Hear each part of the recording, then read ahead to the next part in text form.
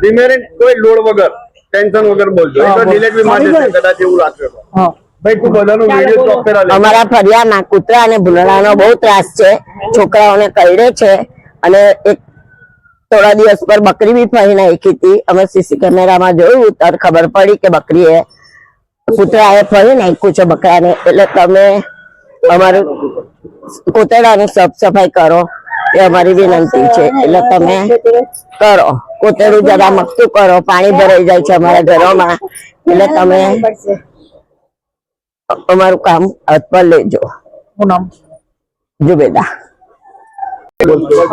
અત્યારે કુંભારવા અને આસપાસના વિસ્તારમાં એટલી બધી ગંદકી થાય છે ને એના લીધે છે ને કે આ કૂતરાઓ અને ભૂંડડાઓનો બહુ જ ત્રાસ છે ગંદકીને કારણે ખાવા ને બધું ગંદુ કરવા માટે જે આવે છે એના માટે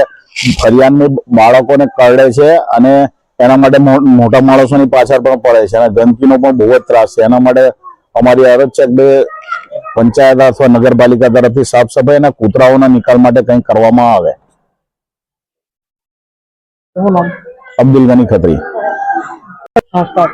અમે કુંભારવાડા ફરિયામાં રહીએ છીએ વર્ષોથી 50 વર્ષથી અમારું ઘર છે પણ અમારા ફરિયાની મેં બધી રીતનો બહુ ત્રાસ છે એક તો કૂતરાઓનો બહુ ત્રાસ છે ભૂંડોનો બહુ ત્રાસ છે બરાબર તો તંત્ર અહીં ઘડી આવીને જરી ચેક કરે કારણ કે વિખૂટું પડી ગયું છે અમારું ફર્યું એની પર કોઈ ધ્યાન આપતું નથી। હમણાં 2 દિવસ ગઈકાલે બી અમન પાર્કની મેં બી કૂતરાએ 2-4 છોકરાઓને બચકા ભર્યા પછી 2 દિવસ પહેલા અમારા એક ફરિયાની મેં એક મોટી બકરી 30,000 રૂપિયાની બકરી લાયા હતા તેને વાળામાં બાંધી હતી તો હવે મેં જોયું તો આખી બકરી ખલાસ કરી નાખી કૂતરાઓ એને ફોંક હતી બરાબર તો હવે એ ગાડી અજાન થાય છે અજાનના ટાઈમે બી એટલા બધા કૂતરાઓ ભૂકે છે અને બહુ ત્રાસ થઈ ગયો છે અને ભૂંડા કૂતરા અમારા નાના બચ્ચાઓ છે આ બધા તમે જુઓ 2-4 વર્ષના તેમનાથી ઘરની બહાર પણ નીકળાતું નથી અમારાથી મોકલાતા નથી કે કાલ ઉઠીને બકરાને જે રીતના ફાડી ખાધું રીતના કૂતરો છોકરોને ફાડી ખાય